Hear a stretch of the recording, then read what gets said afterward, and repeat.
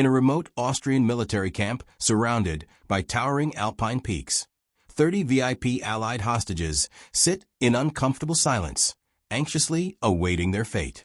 The spring air should feel liberating, but instead, it carries the weight of uncertainty and dread.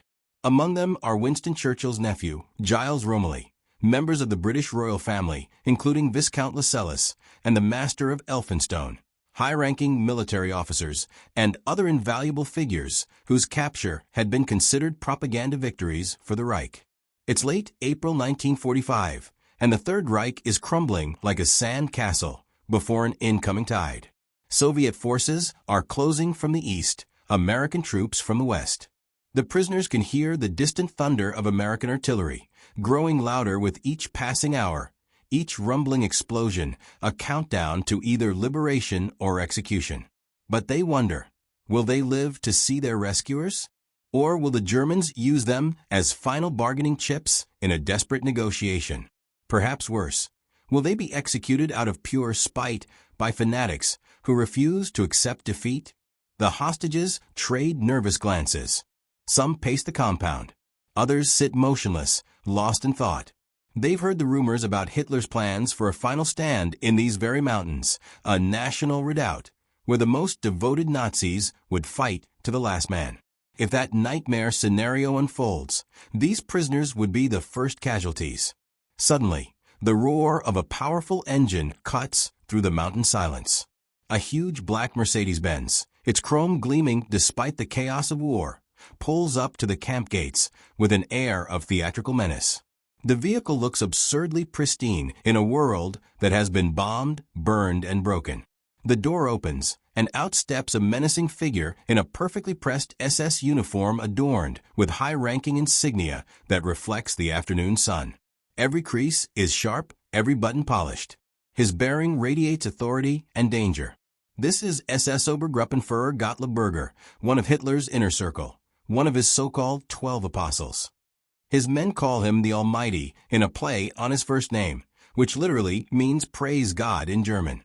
And now he's here to play God with the prisoners' lives. The sound of American artillery continues to grow louder with every passing minute, a symphony of destruction that signals the end of the Nazi Empire. But Berger has come to make his final Machiavellian move, a calculated gambit that could determine not just the fate of these 30 men, but potentially his own survival in the new world that's emerging from the ashes of the old. What the prisoners don't know yet is that the man standing before them has spent the entire war building the very organization that has held them captive. He recruited tens of thousands of men, Germans and foreigners alike, into the Waffen-SS. He oversaw prison camps, organized death marches, and conspired in some of the war's most brutal operations. And now, in these final hours, he must decide, will he follow Hitler's orders one last time, or will he bet everything on mercy? To understand the man who would become the Almighty, we must travel back 3 decades to a very different war. Like countless other young men across Europe, Gottlob Berger was swallowed whole by the ravenous jaws of World War I in 1914. He was just another face in the crowd, another body to feed into the meat grinder of industrial warfare. But Berger possessed something that set him apart, an almost supernatural ability to survive. He rose steadily through the ranks to become a lieutenant in the infantry, leading men through some of the most horrific battles in human history. He was wounded 4 times, each injury severe enough to send him to field hospitals, each time returning to the front lines when he could barely walk. For his courage under fire, he was awarded the Iron Cross First Class, one of Germany's highest military honors. By war's end, military doctors assessed him as 70% disabled, his body a roadmap of scars and poorly healed wounds. Most men would have been grateful to survive. Most would have returned home haunted by the senseless slaughter they'd witnessed, desperate to forget the screams of dying men, the stench of gas attacks, the endless bombardments that drove soldiers mad. But Gottlob Berger was not most men. Instead of regret or relief, he felt something entirely different: exhilaration. He had discovered his true calling. The chaos of combat, the shared struggle against death itself, The absolute clarity of purpose in wartime had awakened something primal and dangerous inside him. The trenches had revealed to Berger what he truly was, a man who thrived in extremity, who found meaning in violence, who felt most alive when death surrounded him. Berger returned to civilian life in defeated, humiliated Germany as a physical education instructor. On paper, it seemed like a reasonable occupation for a disabled veteran. But for a man who had commanded soldiers in battle, who had tasted the intoxicating power of life and death decisions, teaching children calisthenics felt like a prison sentence. He struggled desperately to find purpose in the Weimar Republic's chaotic democracy. The Germany he returned to bore little resemblance to the one he'd left. The Kaiser had abdicated, the military had been gutted by the Treaty of Versailles, and the nation wallowed in economic misery and political violence. Berger watched his country's humiliation with growing fury. He blamed weak politicians, communist agitators, and what he perceived as internal enemies who had stabbed Germany in the back. In the turbulent 1920s, as the Weimar Republic lurched from crisis to crisis, Berger found kindred spirits in a new political movement. Adolf Hitler's fledgling Nazi Party was still a fringe organization of malcontents and extremists, but their message resonated with Berger's bitter worldview. They promised to restore German greatness, to overturn the hated Treaty of Versailles, to create a new order based on strength rather than democracy's weakness. Most importantly, they offered something Berger craved, a return to the clarity and purpose he'd found in war. By 1931, Berger joined Hitler's brown-shirt street-fighting militia, the Sturmabteilung, or SA. These were the Nazi Party's shock troops, brawlers who fought communists in the streets, disrupted opposition political meetings, and intimidated voters. They were drawn by the organization's promise of revolutionary violence and the chance to feel like soldiers again. For a few years, Berger threw himself into SA activities. He organized units, recruited new members, and participated in the political violence that was tearing Weimar Germany apart. But as time passed, he grew increasingly frustrated. The SA's leadership was composed largely of thugs and brawlers, men who enjoyed violence for its own sake, but lacked any real organizational vision. Berger's ambitions exceeded what the organization's crude leadership could offer. By 1933, when Hitler seized power and the SA expected to be rewarded, Berger's career there had completely stalled. He found himself sidelined, watching less capable men advance, while his talents went unrecognized. For the next few years, Berger worked in increasingly mundane positions. First as a school inspector, evaluating teachers and curricula in provincial towns. Then as a senior official for the Regional Ministry of Culture, shuffling papers and attending boring administrative meetings. For a man who had survived 4 combat wounds and earned the Iron Cross, it was professional purgatory. He was 40 years old, disabled, and apparently destined for bureaucratic obscurity. But in 1936, fate offered Berger a lifeline. He was given the opportunity to join another organization, one that was rapidly eclipsing the SA in importance, the Schutzstaffel, or SS. Unlike the SA's chaotic street brawlers, the SS was envisioned by its leader, Heinrich Himmler, as something fundamentally different. It had begun as Hitler's personal bodyguard, an elite formation of fanatically loyal men. But Himmler harbored far greater ambitions. He was attempting to transform the SS into a state within a state, with its own military units, police functions, intelligence services, and vast administrative apparatus. He wanted to create what he called an order of racially pure warriors who would be the vanguard of the Nazi revolution. For a former officer like Berger, who valued organizational efficiency and had grown disgusted with the SA's lack of discipline, the SS offered something irresistible, a professional structure where his administrative skills and military experience would be prized rather than wasted. Himmler, always searching for capable administrators to build his expanding empire, quickly recognized Berger's potential. He made him the head of the sports office on his personal staff, a relatively minor position, but one that brought Berger into regular contact with the Reichsfuhrer SS himself. It was a foot in the door, and Berger intended to kick that door wide open. Yet the SS faced a critical existential problem that threatened everything Himmler hoped to build. It was failing catastrophically at recruitment. The numbers told a humiliating story. While the Wehrmacht, Germany's regular military, was rapidly expanding and attracting the nation's best young men, the SS struggled to fill its ranks. The Wehrmacht controlled the draft machinery, recruiting the strongest, most capable young men for themselves. The SS was left with the leftovers, the second-rate recruits that nobody else wanted. This was hardly the makings of the elite racial vanguard Himmler envisioned. If the SS couldn't attract quality manpower, all of Himmler's grand plans would crumble into irrelevance. Himmler needed someone who could solve this fundamental crisis, someone with creativity, ruthlessness, and organizational genius. As he observed Berger's work in the sports office, he became convinced he had found just the man for the job. In July 1938, Himmler made a fateful decision. He appointed Gottlob Berger as chief of the SS recruiting office, giving him a seemingly impossible mandate: transform the SS recruitment failures into success. What happened next would change the course of the war. Berger approached the recruitment crisis with the methodical precision of a military campaign. He spent weeks analyzing the problem from every angle, identifying bottlenecks, studying the Wehrmacht's advantages, and searching for any overlooked opportunities. The fundamental problem was clear. He couldn't compete with the Wehrmacht for official draft recruits through conventional channels.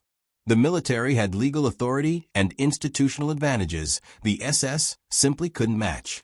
So Berger decided he would create his own pipeline entirely outside the existing system. His solution was brilliant in its cynicism: the Hitler Youth. While other SS leaders focused all their efforts on recruiting adults, Berger recognized that teenage boys were the key to the future. They were young enough to be ideologically molded, old enough to fight, and crucially, they weren't yet under Wehrmacht control. Berger personally negotiated crucial agreements with Reich Youth leader Baldur von Schirach, carefully cultivating what he called a warm, working relationship. These agreements gave the SS unprecedented preferential access to young men before they even reached military age. It was a masterstroke of bureaucratic maneuvering that effectively let the SS jump the queue. But agreements on paper weren't enough. Berger needed infrastructure and methodology. He established 17 recruiting stations across Germany, each one a sophisticated operation designed to identify, cultivate, and ensnare potential SS members. These weren't simple draft offices. They were psychological operation centers. Berger's recruiters would approach potential volunteers individually rather than relying on mass appeals. They would research each young man's background, his ambitions, his insecurities. Then they would craft personalized pitches that made SS service seem like the answer to everything the recruit was searching for. They spun elaborate tales of SS elite status, of special missions that regular soldiers could never undertake, of being part of an exclusive brotherhood that transcended normal military service. They emphasized what Berger called basic SS principles: that Germans were a people without adequate living space, that the war was an inevitable struggle between opposing ideologies, that the SS represented the ultimate defense of German freedom and racial purity. Service in the SS was presented as an extraordinary honor reserved only for the chosen few, the racial and ideological elite. Young men were made to feel that acceptance into the SS was validation of their superiority. The results were nothing short of spectacular. Within just 8 months of taking charge, Berger had found 32,000 new recruits.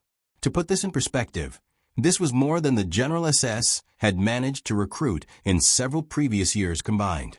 His success was so dramatic, so far beyond anyone's expectations, that it enabled Himmler's most ambitious goal yet, creating the Waffen-SS, armed SS units that would fight as elite military formations alongside the regular German army. The Wehrmacht, which had long resisted recognizing the SS as a legitimate military force, was finally forced to formally acknowledge these SS soldiers. Berger had essentially willed a new branch of the German armed forces into existence through sheer organizational brilliance. By the outbreak of World War II in September 1939, Berger had proven beyond doubt that with the right combination of manipulation, bureaucratic cunning, and ideological fervor, he could build an army from nothing. Among his fellow SS officers, Berger had earned a reputation that bordered on religious reverence. They began calling him Der Allmächtige Gottlob, an elaborate play on words that meant the Almighty God in German. The nickname reflected both admiration and fear. Here was a man who could seemingly work miracles with recruitment, who could navigate bureaucratic obstacles that stymied others, who had Himmler's complete trust and Hitler's approval. Berger was now considered one of Hitler's so-called 12 apostles, the Führer's inner circle of most devoted acolytes. He had transformed himself from a disabled World War I veteran teaching physical education into one of the most powerful men in the SS hierarchy. But the war and the massive expansion of German-occupied territory that came with it would require more and more SS manpower. Germany's military ambitions were outpacing even Berger's extraordinary recruitment success. Once again, he would have to think outside the box to push boundaries that others considered inviolable. And this time, his solutions would take him into even darker territory. The Wehrmacht had placed strict legal limits on how many recruits the SS could claim within Germany's borders. These restrictions were frustrating, but seemingly immovable, backed by military law and institutional prerogatives that even Himmler couldn't easily override. But Berger noticed something crucial. There were absolutely no restrictions on recruiting from territories outside Germany proper. He was promoted to head of the entire SS main office in December 1939, giving him even broader authority. From this enhanced position, he proposed to Himmler a radical expansion of their recruiting base. They should systematically tap into the populations of other nations. The idea was audacious, but the logic was sound. Many European countries, especially in Eastern Europe, were home to significant numbers of ethnic Germans, known as Volksdeutsch. These communities had lived for generations outside Germany's borders, but Nazi ideology considered them racially German nonetheless. Why shouldn't they serve the Reich?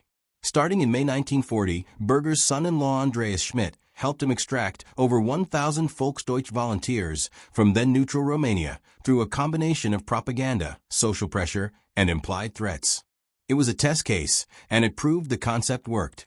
However, Berger's vision extended far beyond recruiting ethnic Germans from neighboring countries. As German forces stormed victoriously across Europe in 1940, conquering nation after nation with shocking speed, he saw an opportunity that was almost too good to be true. Why limit recruitment to ethnic Germans at all? Why not recruit from the newly conquered populations themselves? At first, Adolf Hitler was deeply skeptical about recruiting foreigners into the racially pure SS. The entire ideological foundation of the SS was built on notions of Germanic racial superiority. How could they invite Frenchmen, Dutchmen, or Scandinavians into this supposedly elite racial brotherhood? But Berger was nothing if not persuasive, and he found a receptive audience in Heinrich Himmler. He argued that many of the conquered peoples were themselves Germanic in racial terms, even if they weren't German nationals. Scandinavians, Dutch, Flemish, all could be considered racial cousins who simply needed to be awakened to their true Germanic identity. Himmler backed this ambitious plan, but with one critical condition: they would only recruit from what Nazi racial theorists considered fellow Germanic peoples. Slavs and other groups deemed racially inferior would remain excluded, at least for now. With approval secured, Berger faced a new challenge. He had to find a way to convince these foreigners to voluntarily join forces with the very invaders they had just been fighting against mere months before. It was a propaganda challenge unlike anything he'd faced before. Sophisticated recruitment campaigns were developed for each target country, carefully tailored to local sensibilities and grievances. In Scandinavia, recruiters emphasized Nordic racial superiority, positioning SS service as a pan-Nordic crusade. They warned of the Bolshevik threat from the east, arguing that Germany was defending all of European civilization against Asiatic communism. In the Low Countries of Holland, Belgium, and Luxembourg, recruiters took a different approach. They promised these small nations autonomy and special status within Hitler's new European order. They suggested that joining the SS would ensure their countries had a voice in shaping the continent's future, rather than being mere subjects of German occupation. The campaigns also exploited local political divisions ruthlessly. In every conquered country, there were fascist movements, nationalist groups, and anti-communist factions who could be persuaded that their interests aligned with Germany's. By June 1940, Danish and Norwegian volunteers had formed the SS Regiment Nordland, while Dutch and Flemish recruits created the SS Regiment Westland. These weren't token units of a few hundred men. They were full-strength military formations that would fight on the Eastern Front. Berger had found the solution to the SS' seemingly intractable manpower problems. And he was just getting started. In late 1940, Berger established a special training camp at Senheim in occupied Alsace, in territory that Germany had seized from France. This wasn't just another boot camp for military training. It was an ideological conversion factory. Foreign recruits would arrive at Senheim as Norwegians, Dutchmen, or Danes. They would leave as convinced members of a pan-Germanic racial brotherhood, ready to die for Adolf Hitler's vision of Europe. The camp combined intensive physical conditioning with sophisticated psychological indoctrination. Recruits were isolated from outside information, subjected to constant propaganda, and surrounded by carefully selected SS instructors who modeled the fanatical devotion expected of them. They learned that they weren't betraying their countries by joining the SS. On the contrary, they were fulfilling their racial destiny, defending their homelands against Bolshevism, and ensuring their nations would have honored places in the new Germanic Empire. By the time they completed training, most genuinely believed it. On June 22, 1941, Germany launched Operation Barbarossa, the invasion of the Soviet Union. It was the largest military operation in human history, involving over 3 million German and Axis soldiers attacking across a front that stretched from the Baltic Sea to the Black Sea. The scale of the Eastern Front dwarfed anything that had come before. Casualties were catastrophic on both sides, with entire divisions being destroyed and reformed repeatedly. The appetite for manpower became absolutely insatiable. Hitler, recognizing that ideology would have to bend to military necessity, authorized even broader foreign recruitment. Berger's SS could now recruit not just from Germanic peoples, but from practically anywhere in occupied Europe. The rules that had seemed so important just months before were swept aside by the brutal mathematics of attrition warfare. Those of the Germanic peoples, the Norwegians and Dutch and Danes, would remain under SS control, still considered part of the racial elite. But other national legions made up of Frenchmen, Spaniards, Walloons, and Croats, groups considered less racially pure by Nazi theorists, would be assigned to regular Wehrmacht command. Berger embraced this expansion enthusiastically. The creation of these national legions, which were allowed to wear their own national symbols instead of SS runes, solved a practical problem that had been limiting recruitment. Many foreigners were willing to fight against communism, but they balked at completely abandoning their national identities to become German SS men. The National Legion format let them fight for Germany while maintaining a fig leaf of patriotic service to their own countries. It was cynical, but it worked brilliantly. The success of these measures was a vindication of Berger's core belief that ideological flexibility and bureaucratic maneuvering could serve Nazi goals better than rigid adherence to racial doctrine. Pragmatism trumped purity every single time. Success had made Gottlob Berger absolutely indispensable to Heinrich Himmler. He was now far more than just a recruiting specialist. He had become one of the chief architects of the SS' rapidly expanding empire of terror. Himmler consulted him on major decisions, trusted him with sensitive assignments, and increasingly relied on his organizational genius to implement the SS' darkest objectives. Berger had ascended to the inner circle of Nazi power, and with that elevation came complicity in atrocities that would define the regime's evil. As German forces continued their brutal advance into Eastern Europe and the Soviet Union, the Waffen-SS men Berger had recruited with such success were assigned a mission that many regular Wehrmacht officers found distasteful, even by the degraded standards of the Eastern Front. These operations were euphemistically called anti-partisan operations or security duties. In reality, they were systematic mass murder campaigns against civilian populations. The goal was to depopulate vast swaths of Eastern European territory, eliminating entire communities that might harbor partisan resistance. This would create empty living room, or Lebensraum, for future German settlers who would colonize the conquered East. Villages would be surrounded, their inhabitants machine-gunned or herded into buildings that were then burned. Anyone found in designated security zones could be shot on sight. Jews, suspected communists, intellectuals, anyone deemed undesirable was targeted for extermination. These weren't military operations in any traditional sense. They were genocide carried out in military uniforms. Hitler and Himmler had deliberately chosen the Waffen-SS for these tasks precisely because of their fanatical ideological indoctrination. Regular army units might balk at orders to massacre women and children. SS units, steeped in racial hatred and trained to see Slavs and Jews as subhuman, would carry out these orders with enthusiasm. Berger not only knew about these operations, he actively embraced the brutality and worked to protect those who carried it out. In January 1942, Berger successfully lobbied for his old World War I comrade Oskar Dirlewinger's unit to be formally incorporated into the Waffen-SS as the SS Sonderkommando Dirlewanger. This wasn't just another SS unit receiving official recognition. It was something far more sinister. Dirlewanger's formation was composed largely of convicted criminals released from prison specifically for this purpose, along with court-martialed soldiers given a chance to redeem themselves through violence. They were the dregs of the SS, men with nothing to lose and no moral restraints. They were deployed specifically to execute the most abominable, unspeakable deeds of the Nazi occupation. Operating primarily in occupied Poland, Belarus, and other Eastern European territories, Dirlewanger's men earned a reputation for extreme brutality that shocked even other SS officers.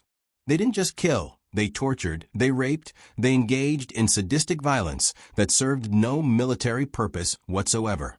Villages they entered ceased to exist in the most literal sense. Not just destroyed, but defiled. Eventually, Dirlewanger's personal cruelty became too extreme even by the SS barbaric standards. An SS judge, investigating multiple complaints, ordered a warrant for his arrest on charges of corruption and unnecessary brutality.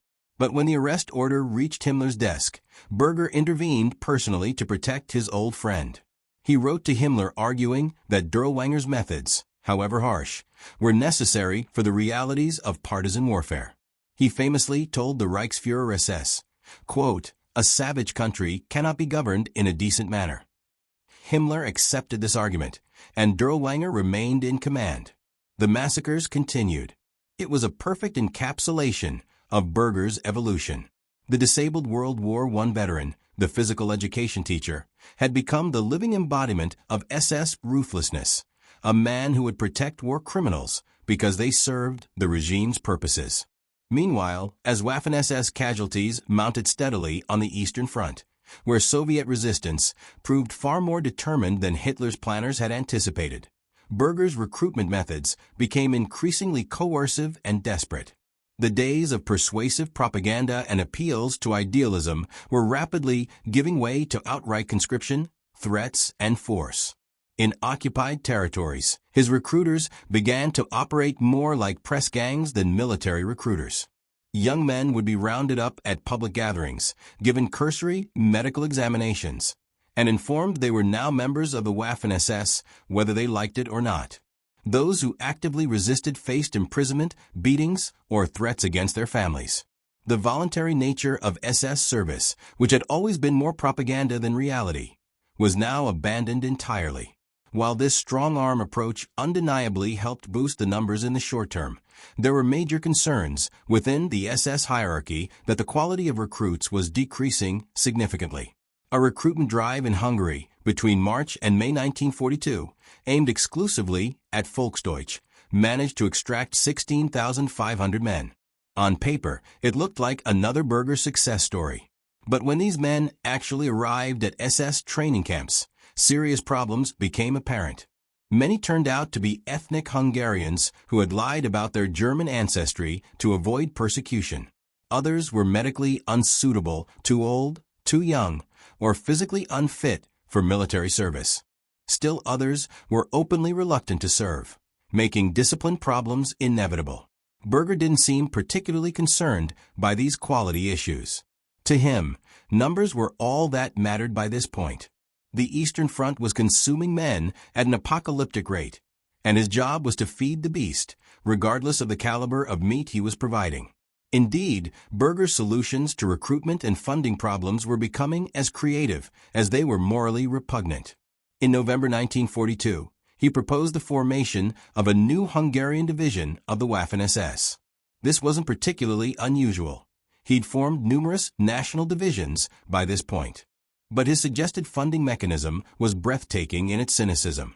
The division could be financed by selling emigration permits to Slovak Jews who were attempting desperately to escape their country amid the escalating terror of the Holocaust. The plan was to essentially ransom Jewish lives, using the proceeds to fund the very military organization that was participating in their extermination. The proposal didn't ultimately go ahead, killed by objections from other Nazi officials who had their own competing schemes for exploiting Jewish desperation. But the fact that Berger proposed it at all demonstrated the pragmatic opportunism that had come to define his entire approach. He would use anything, anyone, any situation to serve his organizational objectives. Morality was irrelevant. Ideology was flexible. Only results mattered. February 1943 signaled an unmistakable turning point in the war that even the most fanatical Nazis couldn't ignore. The Germans suffered a catastrophic defeat at Stalingrad, losing an entire army of over 300,000 men. It was the beginning of the end, though few were willing to admit it yet. In the aftermath of this disaster, Berger told Himmler that the SS needed even stronger ideological training to maintain morale in the face of mounting defeats. If they couldn't promise victory anymore, they could at least convince men that their sacrifice had meaning, that they were defending civilization itself. The result was a series of propaganda pamphlets that represented some of the most vicious, racist material the SS had ever produced. The most infamous was titled Der Untermensch, the subhuman. This pamphlet described Slavs, Jews, and other peoples as spiritually and mentally lower than animals, barely human creatures who threatened to overwhelm Germanic civilization. It used grotesque imagery and pseudoscientific racism to dehumanize entire populations. The propaganda was more vicious than ever before, designed not just to motivate soldiers, but to psychologically prepare them for the increasingly brutal nature of the war. If the enemy wasn't human, any atrocity became permissible, even necessary. Yet even as these pamphlets rolled off the presses by the thousands, even as SS training camps drummed these racial principles into new recruits, Gottlob Berger was preparing to completely abandon every principle they promoted. The emergency was simply too great. The casualties too heavy. The situation too desperate. Ideology, that supposedly unshakable foundation of the SS, would have to be sacrificed on the altar of military necessity. The SS began forming units from practically anyone they could find, irrespective of ethnic background or the racial theories that had supposedly governed all SS recruitment. The 13th Waffen Mountain Division Handschar was formed entirely from Bosnian Muslims, many of whom had no Germanic ancestry whatsoever. In April 1943, the 14th Waffen Grenadier Division was created from Ukrainian nationalists, recruiting from the very populations that Himmler and other SS leaders had explicitly described as subhuman just months before. There were even serious discussions about forming SS units from Soviet prisoners of war, men who had literally been fighting for Stalin. The hypocrisy was absolutely staggering, a complete repudiation of everything the SS claimed to represent. But Berger understood something fundamental about Nazi ideology that many true believers didn't. It was merely a tool to be used when convenient and discarded when it became inconvenient. Power was what mattered. Survival was what mattered. Principles were luxuries that could be afforded only in victory. By April 1943, Berger's desperation had reached new heights that would have been unimaginable just a year earlier. Over the strenuous objections of Reichsminister Albert Speer, the Minister for Armaments and War Production, Berger began recruiting directly from foreign workers within the Reich itself. These were laborers who had been brought to Germany, some voluntarily but many by force, to work in factories producing weapons, ammunition, and other war material. Speer was furious. Every worker Berger recruited meant one less person producing the tanks, planes, and guns that Germany desperately needed. The weapons production infrastructure was already strained to the breaking point. But Berger had Himmler's backing, and Himmler's authority trumped Speer's objections. By August, he had successfully recruited over 8,000 of these laborers for the Waffen-SS, pulling them directly away from their weapons manufacturing duties. He was literally robbing Germany's war production to feed the SS' insatiable appetite for manpower. It was strategic madness, prioritizing organizational expansion over basic military logic. By the end of 1943, roughly a quarter of the entire Waffen-SS was made up of non-German volunteers and conscripts. The supposedly racially pure Germanic Brotherhood had become a polyglot collection of nationalities, many of whom could barely communicate with each other. When questioned about the wisdom of sending foreign recruits to die in German uniforms, Berger offered a response that perfectly captured his cold pragmatism. He simply noted that for every one of those foreign soldiers who fell in battle, quote, no German mother weeps. To Berger, they were expendable assets, foreign bodies to be expended in place of German ones. As the military situation continued worsening for the Reich throughout 1944, Berger descended into operations that were criminal even by the degraded standards of the Nazi regime. June that year saw the implementation of one of his most controversial and monstrous schemes yet, an operation that would haunt his legacy forever. Codenamed Hue-Action, which translates literally as A-Action, a disturbingly agricultural metaphor for harvesting human beings. The operation called for the systematic kidnapping of 50,000 Eastern European children between the ages of 10 and 14. These children would be torn from their families, separated from everything they'd known, and transported to Germany in cattle cars to serve as forced laborers in the Nazi war machine. They would work in factories, on farms, and in homes, slaves and all but name. The operation targeted children specifically because they were seen as more malleable, less likely to resist or attempt escape than adults. Many would never see their families again. It was child trafficking on an industrial scale, and Berger was one of its primary architects. Soon after, Berger found himself taking on new responsibilities that would expand his complicity in Nazi atrocities even further. On July 20, 1944, a group of German military officers attempted to assassinate Adolf Hitler by detonating a bomb in his East Prussian headquarters. The plot failed, killing several people but leaving Hitler alive, albeit shaken. The regime's paranoid response was swift and brutal. Hitler, convinced that traitors infested the military establishment, turned to the only organization he felt he could completely trust, the SS. Himmler was given sweeping new powers, including control of the replacement army, the organization responsible for training and deploying fresh troops. It was an enormous expansion of SS authority over military affairs. Himmler immediately delegated a crucial responsibility to his trusted subordinate. He assigned administration of all German prisoner of war camps to Gottlob Berger. Overnight, Berger became responsible for hundreds of thousands of captured Allied soldiers held in camps scattered across German-occupied territory. He controlled their living conditions, their movements, their medical care, and ultimately, their survival. It was a position of terrifying power, and one that would draw him even deeper into the regime's final descent into barbarism. The following month brought Berger another assignment, but this one would prove to be a disaster. On August 23, 1944, an armed uprising broke out in Slovakia against the German puppet government. Slovak resistance fighters, anticipating the approach of Soviet forces, launched a coordinated rebellion that quickly spread across central Slovakia. On August 31st, Berger was appointed military commander in Slovakia with orders to crush the rebellion and restore order. For the first time in his entire career, this master administrator and organizational genius would have to prove himself as an actual field commander. He was given approximately 10,000 men to suppress a rebel army of 47,000 well-armed fighters who were defending mountainous terrain they knew intimately, with the support of much of the local population. The results were swift and humiliating for the man called the Almighty. Berger's forces made little progress against the determined Slovak rebels. His men were spread too thin, their intelligence was poor, and Berger himself proved to lack the tactical instincts required for combat command. The uprising continued to spread rather than contract.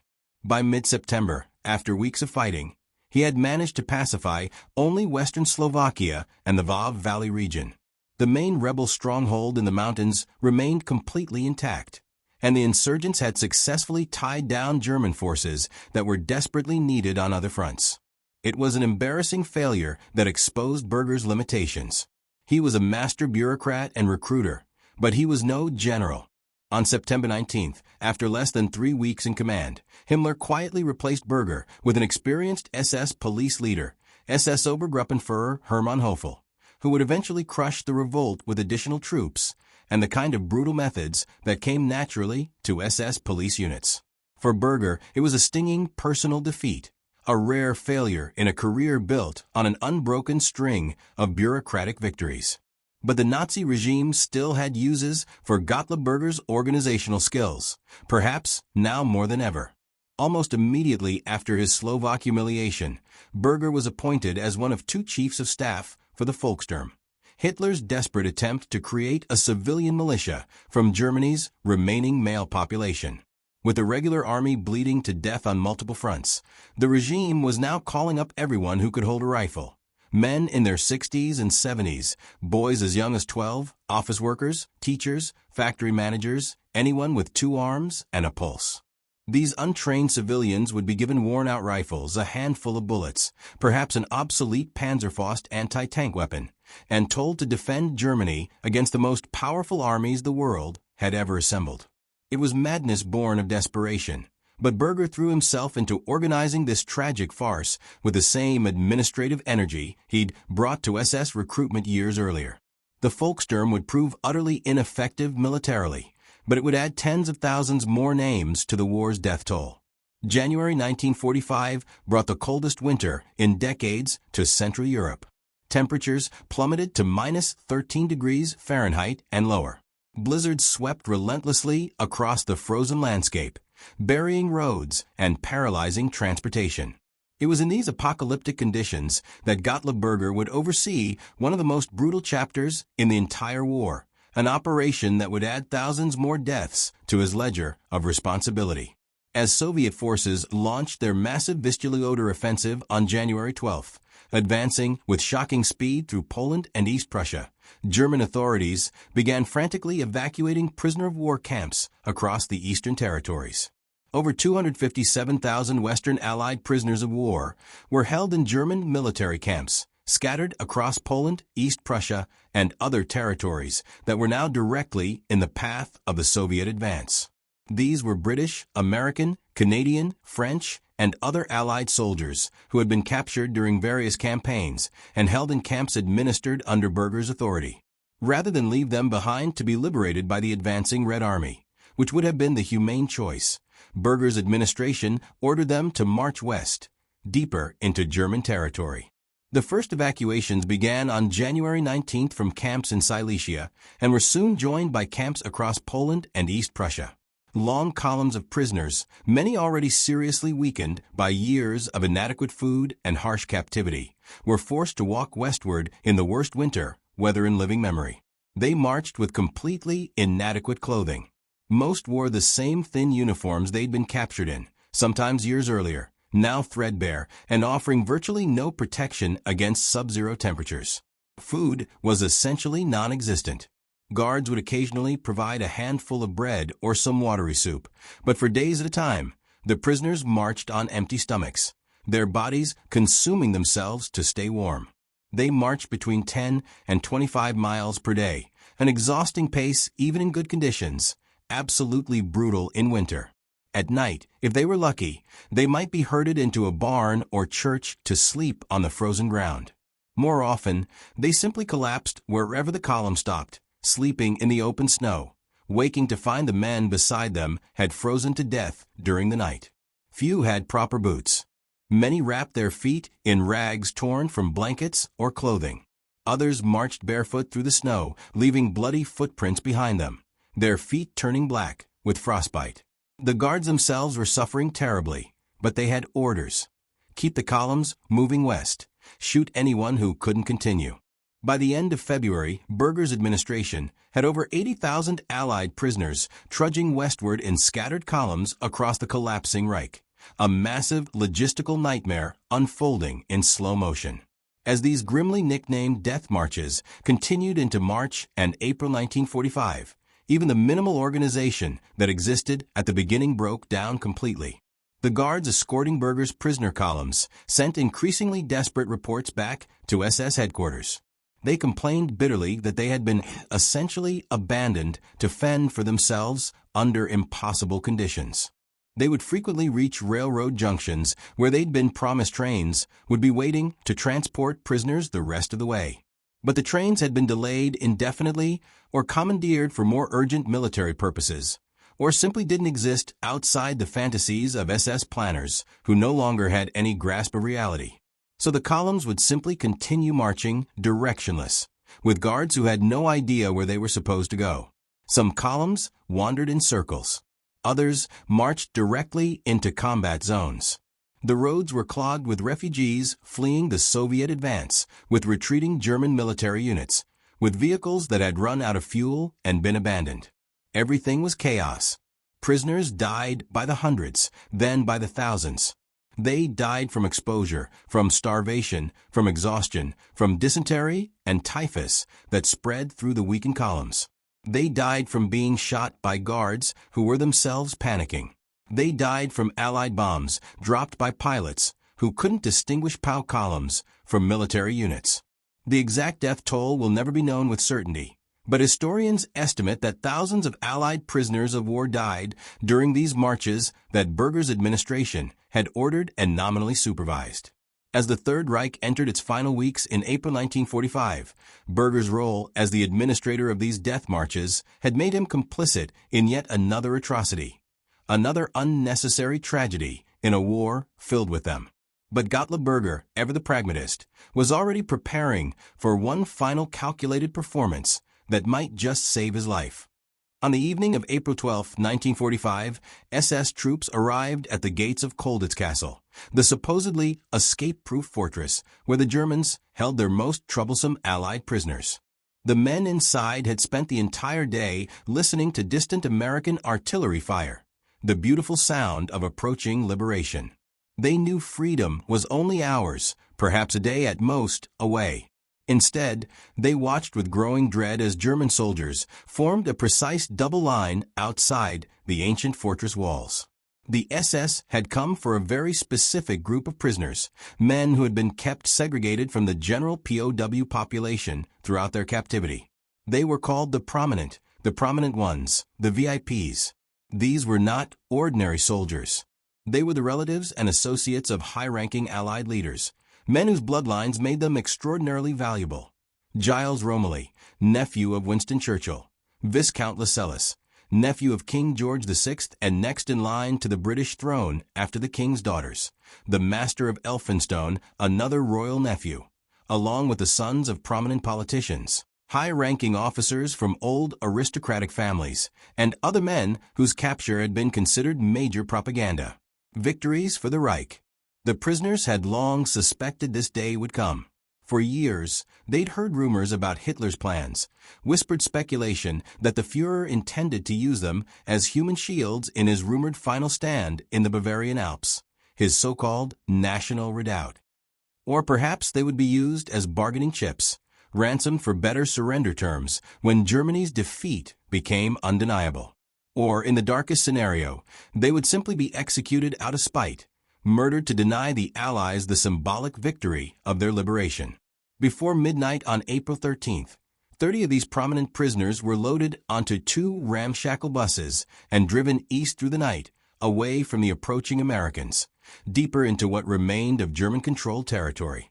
The journey took them through the ghostly ruins of Dresden, that beautiful Baroque city that had been annihilated by Allied firebombing just 2 months earlier.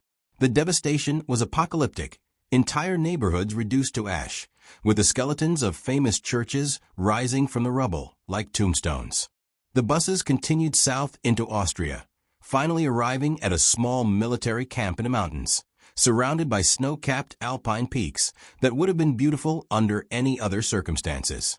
It was there, in that remote camp far from the collapsing fronts, that they encountered the man who held their lives in his hands. The arrival was theatrical, calculated for maximum psychological impact. An enormous black Mercedes-Benz, its chrome gleaming incongruously in a world of mud and defeat, pulled up to the camp gates. The engine's powerful roar seemed to announce the arrival of someone very important. The door opened, and out stepped SS Obergruppenführer Gottlob Berger, a formidable figure in a perfectly pressed uniform adorned with high-ranking insignia that caught the mountain sunlight. In a world that had descended into chaos and filth, where most German soldiers wore ragged, dirt-stained uniforms, Berger looked like he'd just stepped out of a recruiting poster. Every crease was razor-sharp, every button polished to a mirror shine. His bearing radiated authority, confidence, and danger. This was the Almighty at his most imposing. Berger gathered the 30 prisoners together in the camp's main courtyard. He let them stand there for a moment in uncomfortable silence, studying their faces, watching them squirm. Then he made a dramatic announcement that stopped their hearts. He had just returned from Berlin. He told them in perfect, almost Oxford-quality English. He had been in the Führer bunker itself, standing in Adolf Hitler's presence for what might have been the last time. The Führer had personally commanded him, face to face, to execute all 30 of them immediately. Hitler's logic, Berger explained with unsettling calmness, was strategic. If they were alive when Germany surrendered, the Allies would see it as a victory. But if they were dead, it would be one final demonstration that Germany could not be defeated, only destroyed.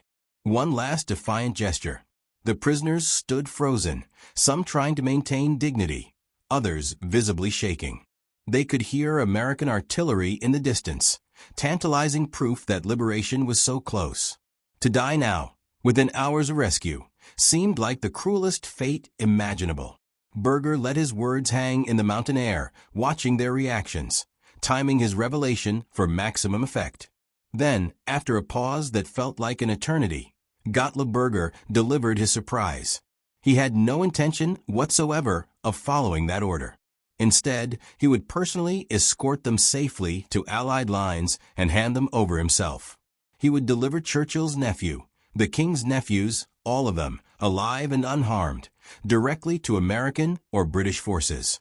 The relief that washed over the prisoners was palpable, but it was mixed with confusion. Why would an SS general disobey a direct order from Hitler himself? Berger didn't explain his reasoning in detail, but his calculation was transparent to anyone who thought about it. The war was over, Germany had lost, and the Nazi leaders who survived would face justice. By saving the lives of Churchill's nephew and British royalty, Berger was purchasing the most valuable insurance policy possible for the war crimes trials that were certain to follow. These men would testify on his behalf. They would tell courts that SS Obergruppenführer Berger had defied Hitler's orders and saved their lives at great personal risk. It was pragmatism in its purest form, a final demonstration of Berger's ability to read a situation and act in his own interest. A dangerous journey through the Austrian valleys ensued over the next few days, a nerve-wracking odyssey through a landscape of collapsing military resistance. The convoy worried constantly about Allied air attacks.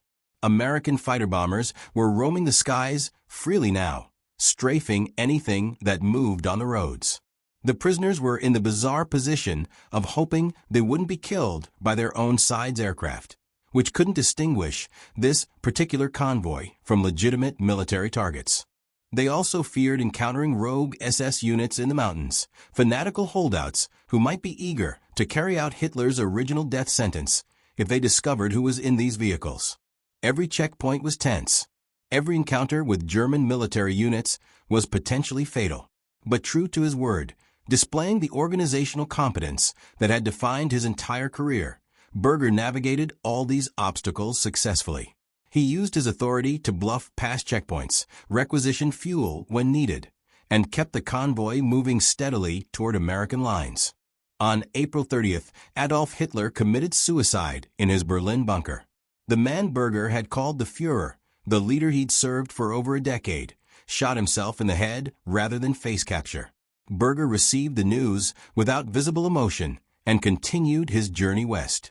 True to his promise, Berger delivered all 30 prominents safely to American forces in Innsbruck on May 4, 1945, as Churchill's nephew and the British royals were reunited with Allied officers, as they shook hands with American soldiers and breathed the air of freedom for the first time in years. Berger stood watching. He had successfully executed the most important mission of his life, not for Hitler or Himmler or the Reich, but for himself. By saving these particular lives, he hoped he had secured evidence that would save his own neck from the hangman's noose. On May 7, 1945, Germany surrendered unconditionally to the Allied forces. The Third Reich that Gottlob Berger had served so faithfully, the organization he had helped build into a military and terror apparatus, was officially over. But unlike many other SS leaders who chose suicide over surrender, Berger remained very much alive and at large in the chaos of the collapsing Bavarian Alps. He still commanded the remnants of the 13 SS Army Corps, pitiful fragments of the very Waffen-SS divisions he had helped recruit over the years. There were pieces of the 17th SS Panzer Grenadier Division, elements of the 35th SS Police Division, and other scattered units that had essentially ceased to exist as coherent military formations. Berger knew his situation was completely hopeless. The war was unquestionably lost. Hitler was dead. The Nazi dream had become a nightmare from which Germany was only now beginning to awaken. Unlike many Nazi leaders who chose futile last stands or took their own lives in melodramatic gestures, Berger made a characteristically pragmatic decision.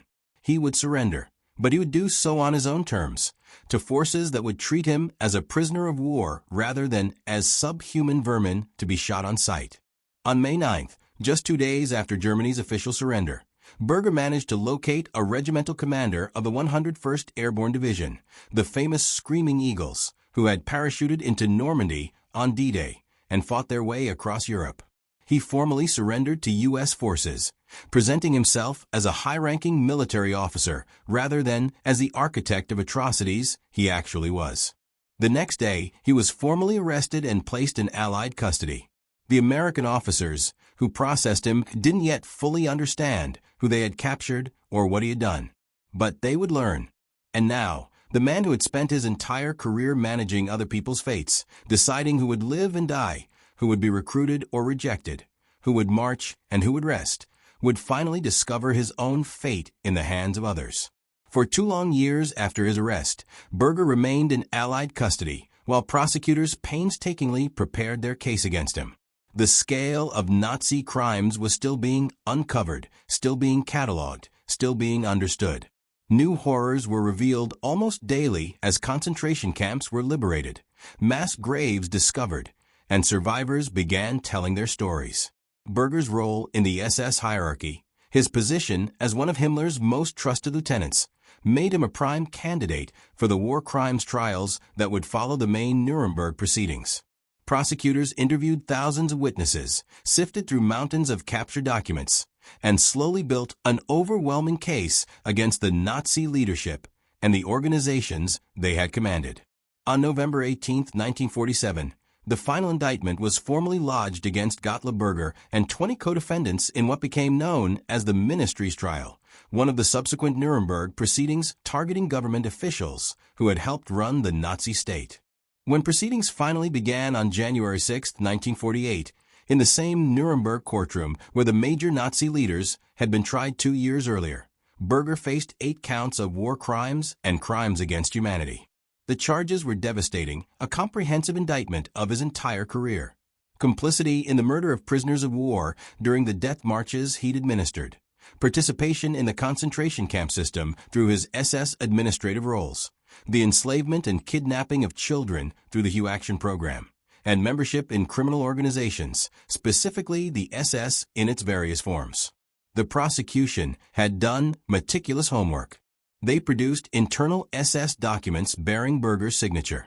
They called witnesses who testified about his direct involvement in war crimes.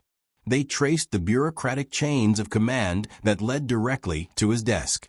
Most damningly, they produced evidence that Berger had been personally present at Heinrich Himmler's infamous October 1943 speech in Posen, where the Reichsfuhrer SS had explicitly and openly spoken about the systematic extermination of European Jews.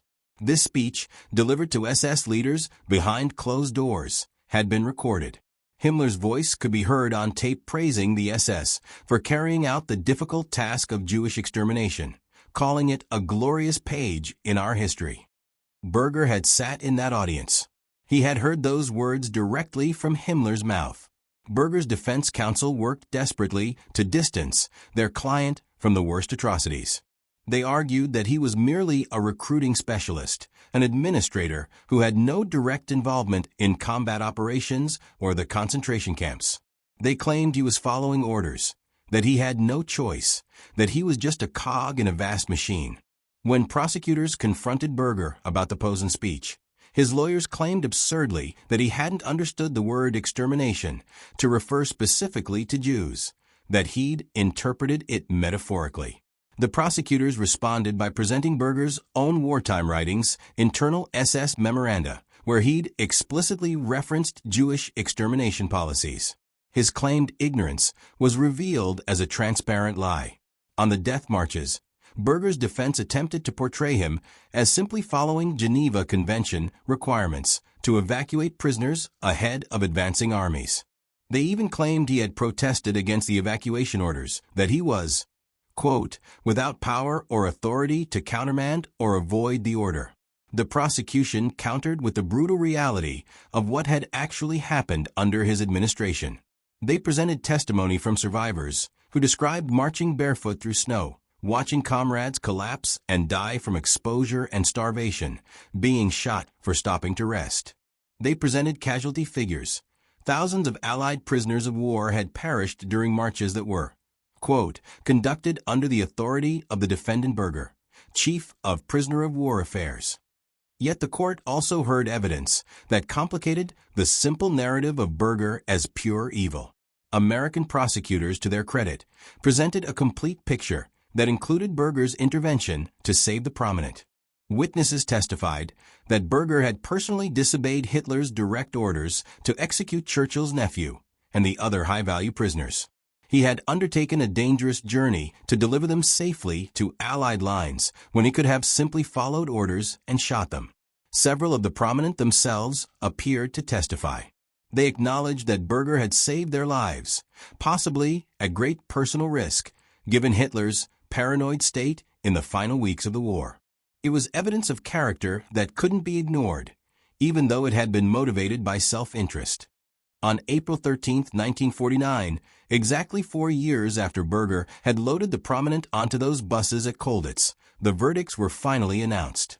Berger was acquitted on some counts where evidence was insufficient or where his direct involvement couldn't be definitively proven. But he was convicted on multiple other charges. Complicity in the execution of French General Gustave Mini, who had been murdered rather than properly treated as a prisoner of war, participation in the concentration camp program through his SS administrative positions, involvement in the forced conscription and kidnapping of foreign nationals, including children, for forced labor, and membership in criminal organizations. The judges acknowledged the mitigating factor of saving the prominent, but they concluded that one act of mercy couldn't erase years of complicity in atrocities. Gottlob Berger was sentenced to 25 years imprisonment. At age 52, the former teacher, the disabled World War I veteran turned SS general, faced spending the rest of his life behind bars for his role in building and administering Nazi Germany's machinery of terror and genocide. He was led from the courtroom in handcuffs and transported to Landsberg prison, ironically the same facility where Adolf Hitler had been imprisoned after the failed beer hall putsch in 1923 and where he'd written Mein Kampf. But even behind bars, Gottlob Berger's talent for bureaucratic maneuvering, for reading situations and exploiting opportunities, did not abandon him. The Cold War was intensifying rapidly. The Soviet Union, once an ally, was now the enemy. Former Nazis who had fought against communism were suddenly viewed more sympathetically by some Western officials. Berger's lawyers worked tirelessly on his behalf, emphasizing his intervention to save Allied prisoners, downplaying his involvement in atrocities, and arguing that he represented the type of experienced anti-communist that the West needed. On January 31, 1951, U.S. High Commissioner John J. McCloy reviewed numerous cases from the Nuremberg trials. In a controversial decision that outraged many, he reduced Berger's sentence from 25 years to just 10 years. McCloy cited the prominent intervention as evidence that Berger possessed redeemable character, that he was capable of mercy and moral courage even when ordered otherwise. Then, in December 1951, after serving barely 6.5 years in Landsberg prison, Gottlob Berger walked free. The man who had administered systems that killed thousands, who had recruited tens of thousands of men for an organization built on genocide, who had kidnapped children and organized death marches, was released after less than 7 years of imprisonment. Berger returned to his native Baden-Württemberg and settled into civilian life with remarkable ease, as if the previous decades had been merely an unfortunate interruption of normalcy. He found work as the manager of a curtain rail factory, a modest occupation that seemed almost comically mundane for someone who had once orchestrated the movements of hundreds of thousands of soldiers across an entire continent. He lived quietly, kept a low profile, and to casual observers, he was simply another middle-aged businessman, indistinguishable from thousands of others in the new West Germany that was rebuilding itself from the ashes. But Gottlob Berger could never entirely abandon his old allegiances or his fundamental nature. He began contributing articles to Nation Europa, a right-wing journal published in Coburg that provided a platform for former Nazis to express views that had become unacceptable in mainstream German society. Through these articles, Berger occasionally wrote pieces that encouraged NATO and Western military planners to give greater consideration to former members of the Waffen-SS. The Cold War had created new enemies, he argued, and the West would benefit enormously from the combat experience of men who had already fought against communism on the Eastern Front.